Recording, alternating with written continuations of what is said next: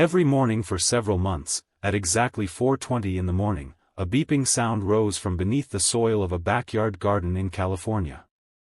Faint. Mechanical. Cold. Like a watch alarm going off underground. Nobody could find it.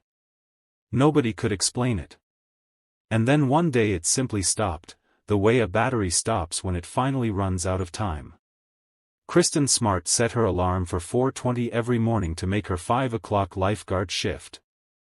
If that watch was hers, it had been counting out mornings she would never wake up for, buried beneath the concrete of the family whose son took her life. This is her story. Before we go any further, if this case is new to you, subscribe to True Crime Traces right now and hit that notification bell. Cases like this one deserve to be heard by as many people as possible. Like this video and let's get started. To understand what happened to KRISTEN SMART, you first need to understand who she was. She was not just a missing person on a flyer. She was the kind of person who moved through the world like nothing could slow her down. She traveled to London at 16. Spent time as an exchange student in Venezuela. Spent the summer before college in Hawaii, working as a lifeguard, her days spent entirely in the ocean. She stood 6 feet and 1 inch tall. She carried herself with a quiet confidence that made her feel completely safe going places alone. She signed every single email she ever sent with the same line, "Live your life as an exclamation, not an explanation." She enrolled at Cal Poly San Luis Obispo in the fall of 1995. She started in off-campus apartments, hated it, and by January had moved into Muir Hall, room 20, right at the center of campus. She called it a fresh start. She dyed her natural blonde hair dark brown. She tried on new names, Roxy, Trixie, Marisol, the way every freshman does when they are still deciding who they want to become in a place where nobody has already decided it for them. But she was struggling. Hard classes. ADHD. A 5 in the morning lifeguard shift that meant her alarm went off every single day at 4:20. She called her mother and admitted she was falling behind. She begged to drop out. Her mother wrote her a long letter back. The world of opportunities is at your fingertips. Get back on the horse. KRISTEN stayed. And that matters more than it might seem. Because a girl who almost quit and chose to stay was still a girl who believed things were going to get better. On the afternoon of May 24th, they did. She had missed a biology exam earlier in the semester. That Friday, she found out she could make it up. For someone who had been grinding and fighting just to stay afloat, that small piece of news felt enormous. At 5:30 that evening, she called her parents. They didn't answer. "Good news," she said. "Good news.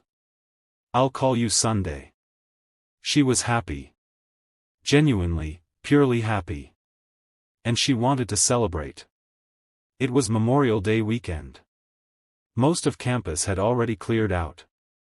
Her closest friend, a fellow freshman named Margarita Campos, was her first knock. "Come out with me. Let's find a party." Margarita was exhausted but KRISTEN pushed, and eventually Margarita gave in. One detail matters here. KRISTEN had no identification on her that night. No wallet. No money. No credit cards. She had even lost her own dorm key recently. The only key she had was Margarita's, tucked into her sock.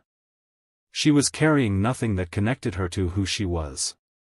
Their first stop was a small gathering on campus. A few guys on a couch, a video game on the television. Margarita looked around and thought, "I stopped studying for this." They left. But KRISTEN was not done. She wanted to check frat row. Margarita had had enough. She handed over her dorm key, turned back toward the hall, and that was that. KRISTEN watched her go. And then she kept walking. Alone. Independent. Unstoppable. Just the way she always was. About 1/10 of a mile further, she found it. A birthday party at an unofficial fraternity house. Around 60 people. Music thumping from inside. Red cups everywhere. She walked in alone. She introduced herself as Roxy. She laughed. She socialized. She pulled a guy named Trevor Bolter aside to tell him she had a crush on a basketball player across the room. She was having fun. But here is the detail that investigators would circle back to again and again. Multiple people at that party said they barely saw Kristen with a drink in her hand all night. She was not a heavy drinker. She sometimes pretended to drink at parties just to fit in. By most accounts, she had very little alcohol that entire evening. So when one of the hosts walked outside at 2 in the morning to clear people out and found KRISTEN SMART lying on the neighbor's front lawn, completely unconscious, too cold to stand, barely aware of where she was, something did not add up. A girl who barely drank. Out cold. Before the party had even officially ended. The host helped her up. Another student, Cheryl Anderson, offered to walk with them back to campus. The three of them started moving through the dark streets toward the dorms. And then, out of nowhere, a figure appeared behind them. He said his name was Paul Flores. He said he was going the same direction. He stepped forward, put his arm around Kristen's bare waist like he already knew her, and told the other two he could take it from here. He did not ask. He did not wait. He simply inserted himself into the situation. And nobody at that party had been watching him all night. Now hold on to this number. 40 yards. That is the exact distance between Paul Flores's dormitory and the front door of Kristen's building. Not a mile. Not a dark highway. 40 yards on a lit path. A walk that takes less than 30 seconds. He never made it. Paul Flores's official story was this. He walked Kristen as far as his own dorm, Santa Lucia Hall. He stood there. He watched her walk the remaining 40 yards to Muir Hall on her own. He saw her go inside. He went to his room. He went to sleep. Clean, simple, and completely unverifiable. Because the host had already split off to his car and driven home. Cheryl Anderson had turned off toward her own dormitory. She had watched Paul and Kristen disappear together down that dark path, Kristen barely able to stand, Paul's arm locked around her waist. After that, there were no witnesses. No cameras. Nothing. That same night, Kristen was supposed to return Margarita's key. She never came back. By Saturday morning, Kristen's roommate Crystal returned and found Kristen's backpack sitting exactly where she had left it on Friday. Belongings untouched. It looked like nobody had slept there. Crystal told herself Kristen would turn up by the afternoon. Afternoon passed. Evening passed. By Sunday, the silence was not just strange. It was deafening. Friends started asking around campus. Has anyone seen her? Every single answer was the same. No. On Monday morning, they finally called campus police. And this is where everything becomes almost impossible to process. Campus police refused to take a missing person report. They said Kristen had probably gone somewhere for the long weekend. Students do this all the time, they said. And then, in a detail that is genuinely staggering, they suggested she might have gone to Hawaii. Because she loved Hawaii. A girl with no packed bags. No clothes taken. No wallet. No identification. No money. No credit cards. Had apparently just spontaneously booked a flight to Hawaii for the long weekend. That was the official position of the campus police. Her friends tried local police next. Same response. No urgency. No report. No movement. Inside the Smart family home, time was passing very differently. Stan and Denise had expected their Sunday call. It never came. They told themselves she got busy. She forgot. Then campus police called and asked if Kristen was home with them. Denise Smart said it herself later, that is when a mother's instinct kicks in and you know. This is not right. Because Denise knew her daughter. Kristen had called every single Sunday without fail. She would never travel without telling someone. This was not Kristen's behavior. A missing person report was not filed until 4 days after Kristen was last seen alive. For days where Paul Flores moved freely. For days where his dorm room sat completely unsecured.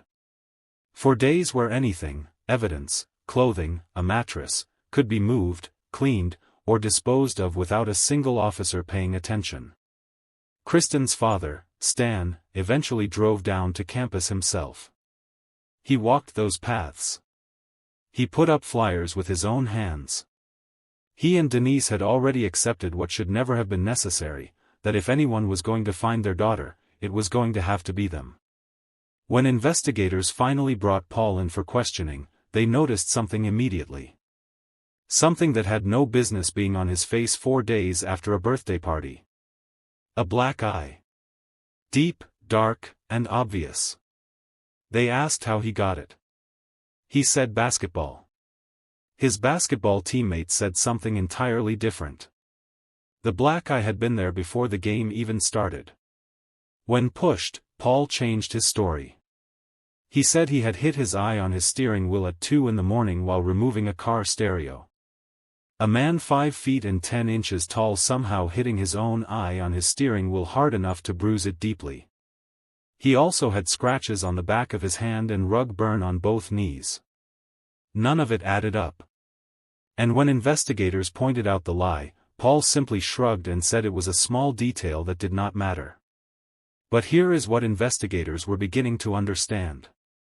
This was not a man who made one bad decision on one bad night. This was a man who had been practicing for years.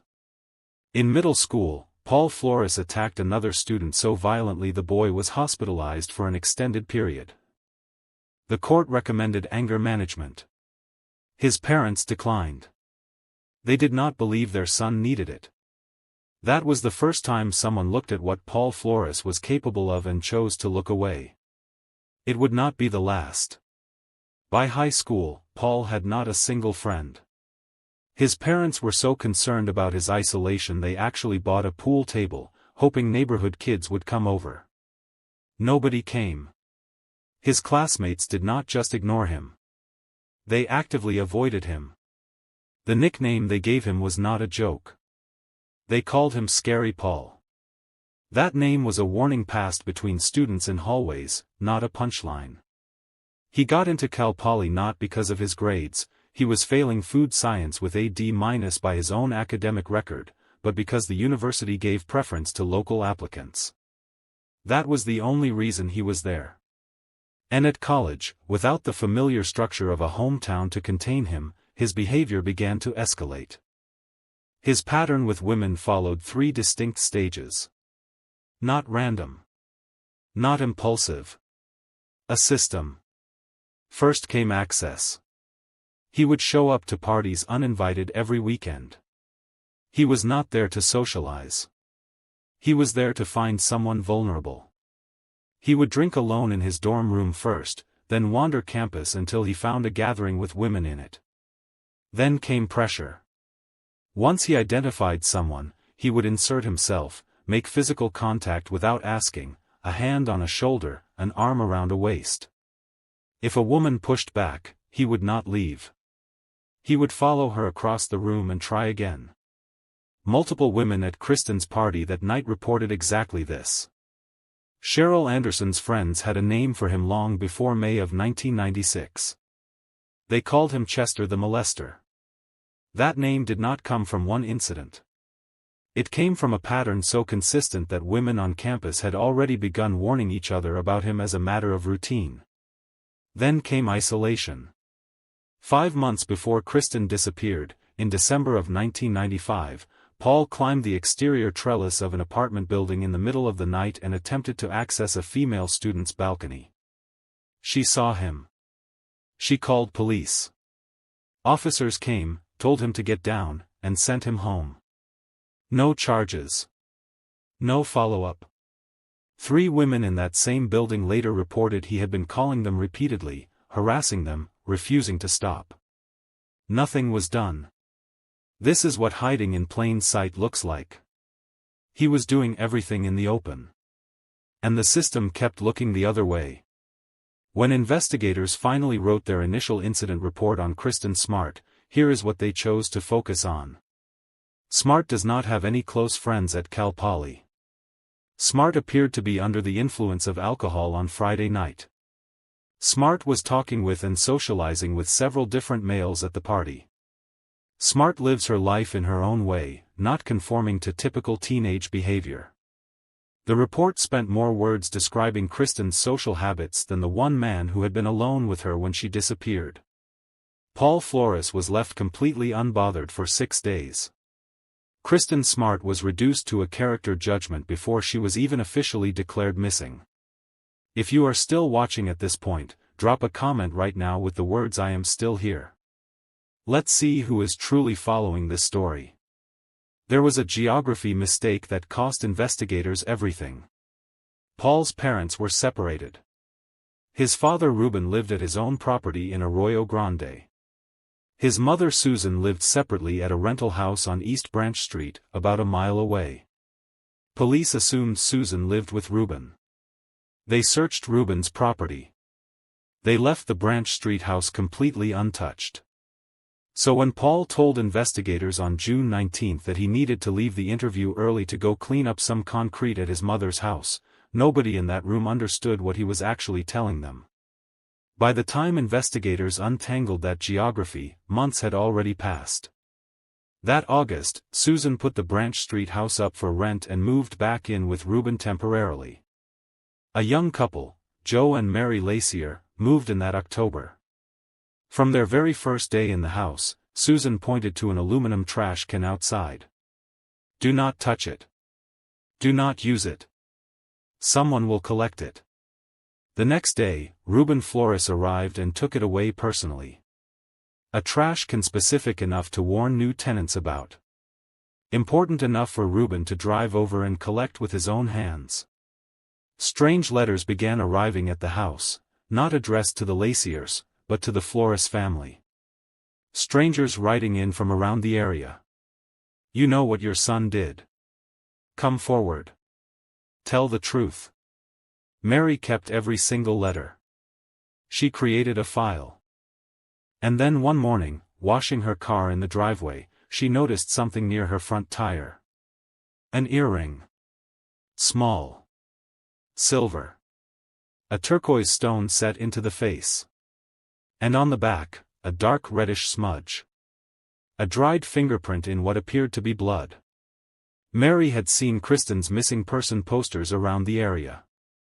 She recognized the match. She put it in a small bag immediately. When investigators came to the property months later, they took it with them. It was never officially logged as evidence.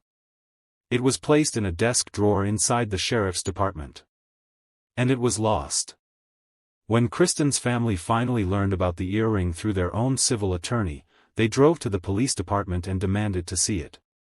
Investigators told them it was gone. A visual inspection had been conducted, they said, and the earring was not connected to the case. They did not just lose her jewelry. They lost the only physical piece of KRISTEN that had fought its way back to the surface. But the earring was not the only ghost Mary Lacier lived with in that house. Every morning, consistently, reliably, long before the sun hit the California coast, the house began to speak. At approximately 4:20 in the morning, Mary was woken by a beeping sound rising from the garden. Faint. Mechanical. Cold. Like a digital watch alarm going off somewhere beneath the ground. She and her mother searched the backyard at night. They crawled along the fence line. They pressed close to the soil. They never found it. After several months, the beeping simply stopped. KRISTEN SMART reported to her lifeguard shift at 5 every single morning. She would have set her watch alarm for 4:20 to be there on time. That watch, if it was hers, had been underground, counting out mornings she would never wake up for, until the battery finally ran out and the garden went silent. In that same backyard, Joe Lacier tried to grow flowers in a large planter box built against the back wall. 3 smaller boxes grew fine. But the fourth, 6 feet long and 3 feet wide, killed everything he planted. He dug down to find out why. Beneath the soil was a solid layer of cement. A neighbor confirmed the planter boxes had been constructed during the summer of 1996, the same summer KRISTEN disappeared. That same neighbor remembered watching Paul Flores late at night with at least one other person, digging in that backyard for approximately 5 hours. He watched them lower something into the hole. Something wrapped like a rolled carpet. Something so heavy it took 2 men to carry. He watched them cover it with dirt. He watched them pour concrete over the top. A garage was later built directly over that spot, blocking all access. In 2014, 18 years after KRISTEN SMART vanished, a plumber came to fix a water leak in Ruben Flores's kitchen. The repair required access beneath the back deck. Ruben Flores refused to let him go under there. He let the leak go unrepaired. He let his kitchen stay damaged. Rather than allow one plumber 1 hour beneath that deck, he said no. 18 years had passed. And whatever was under there still needed protecting.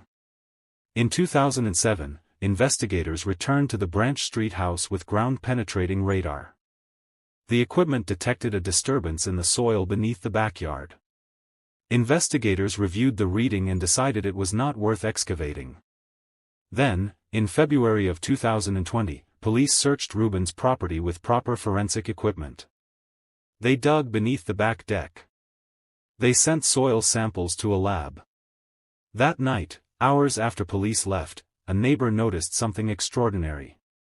Ruben, Susan, and Susan's boyfriend, all 3 of them outside in the dark after midnight. Arguing. Trailers being brought in and out. Activity concentrated directly beneath the deck that had just been searched that same day. The lab results came back weeks later. Forensic analysis of the soil samples from beneath the deck indicated the presence of human biological evidence. Forensic analysis also found fibers in the earth, black and white, matching the color of the clothing KRISTEN was last seen wearing. The forensic archaeologist who examined the site found a hole approximately 4 by 6 feet beneath the deck. Roughly the size of a grave. The hole was empty. But it had not always been. The ground itself told investigators, something was here, and something was removed. Meanwhile, on computers seized from Paul's home in San Pedro, investigators found a folder containing videos.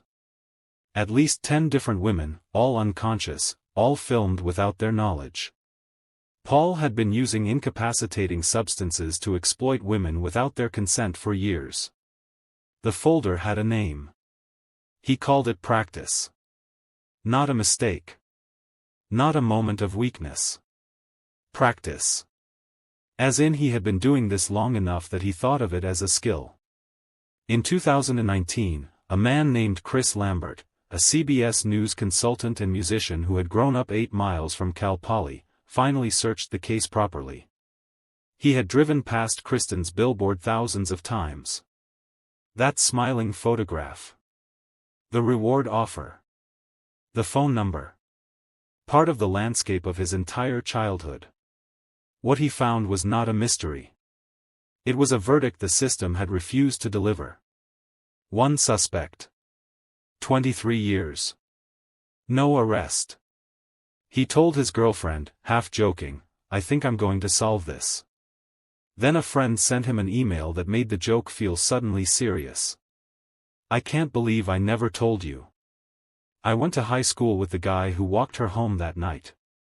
We all called him Scary Paul." On September 29, 2019, Chris Lambert launched a podcast called Your Own Backyard. The first episode streamed nearly 75,000 times in a single day. Here is what the system had failed to understand for 23 years. People do not walk into police stations and volunteer information about frightening men, not when those men are still free. Not when 2 decades of experience have shown that reporting Paul Flores leads to nothing. But people will talk to someone who is not wearing a badge. Chris opened each episode with a simple, clear reminder. The statute of limitations has expired on everything except murder. If you come forward, you will not be charged with anything.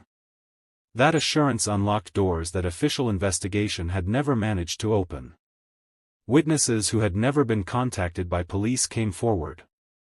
Women who had encountered Paul Flores in the years after KRISTEN disappeared began sharing what had happened to them. People who had lived near the Flores properties. People who had been at the party that night. They called in. They emailed. They reached out. One of those people was Neil Van Estate, an Australian exchange student who had been at Cal Poly the night KRISTEN disappeared. He had reported what he saw in 1996. Investigators dismissed his account and set it aside. For 23 years, his testimony sat in a file, unread. What he had seen was this: riding his bicycle back from the university library at approximately 2 a.m, he passed Cheryl Anderson's dormitory and looked through the floor-to-ceiling glass windows of the lobby. 2 people inside. A man and a woman. The woman was trying to get away. The man was physically preventing her from leaving. The man was approximately 5 feet and 10 inches tall. The woman was several inches taller, close to 6 feet. Paul Flores was 5 feet 10. KRISTEN SMART was 6 feet 1. Neil Van Estate had witnessed the struggle. He had tried to report it. And for 23 years, nobody listened. But the testimony that cracked this case open completely came from a woman named Jennifer Hudson. She had been 17 years old in the summer of 1996, just weeks after KRISTEN disappeared. She was at a skate park with a group that included Paul Flores when a radio bulletin came on about the ongoing search for KRISTEN SMART. Paul Flores turned toward Jennifer. He was calm. Almost casual. "I was at a party with that girl. I actually was there and I did it. And I put KRISTEN under a skate ramp at my parents' house." Jennifer waited for him to laugh. For any signal that this was dark humor. He didn't laugh. He held her gaze with eyes she would later describe in a courtroom, through tears, as cold and empty. The kind of look that communicates clearly, "I am telling you this because I know you will never tell anyone." She was 17. She was frightened. She eventually bought a gun, genuinely afraid that Paul Flores might decide she knew too much. She carried that secret for 23 years. It was only when a friend told her about the podcast, and she heard Chris Lambert explain that witnesses were protected, that she finally made the call. A 17-year-old girl had been sitting on a confession for over 2 decades, not because she didn't want justice, but because the system had never given her a single reason to believe that coming forward would lead to anything except danger. The podcast also made the Flores family nervous in ways investigators could now use. In 2019, police obtained a court order to monitor Paul's communications. In the recordings that followed, they captured Susan Flores advising her son, her words recorded without her knowledge. "I need you to listen to everything they say on that podcast so we could punch holes in it wherever we can punch holes. Maybe we can't. You're the one who can tell me." A mother not grieving. Not urging her son to come forward. Strategizing. Coaching. Coordinating a response to a podcast. That recording confirmed what investigators had long suspected. This was never just Paul.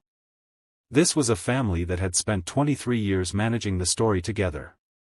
On April 13, 2021, 25 years after KRISTEN SMART walked into the dark, law enforcement arrived at 2 separate addresses simultaneously. Paul Flores was arrested in San Pedro. Ruben Flores was arrested in Arroyo Grande. Sheriff Ian Parkinson stood in front of cameras that afternoon and said something that almost never happens in a law enforcement press conference. He credited a podcaster by name. Some of that information came to light through the podcast many of you are familiar with. The same institution that had lost an earring. That had declined to excavate a disturbance in the soil. That had allowed a killer to stay silent for 25 years.